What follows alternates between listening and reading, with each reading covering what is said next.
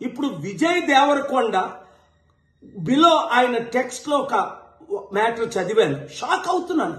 అరే, మన అన్న దేవరకొండ చెప్తే నేను ఇమీడియట్ గా ఈ యాప్ డౌన్లోడ్ చేసుకుంటాను. అలాగే బాలకృష్ణ అట, మంచు లక్ష్మి అట, ఇలాంటి వారు 25 మంది ఇప్పుడు అరెస్ట్ అవబోతున్నారు. ఒకవేళ పోలీసులు వాళ్ళ దగ్గర పొలిటీషియన్స్ డబ్బులు తీసుకొని అరెస్ట్ చేయకపోతే వారందరినీ సుప్రీంకోర్టుకి నేను నడిపిస్తా.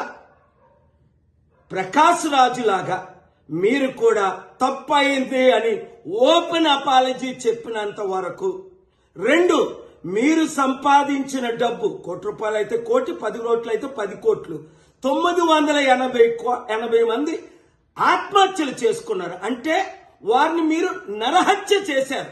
మీ ఇన్ఫ్లుయెన్స్, మిమ్మల్ని ఎంతో ఫాలో అవుతున్న ఈ ఫాలోవర్స్కి మీరిచ్చే గిఫ్ట్ ఇదేనా? మానవత్వం లేదా? దైవత్వం లేదా?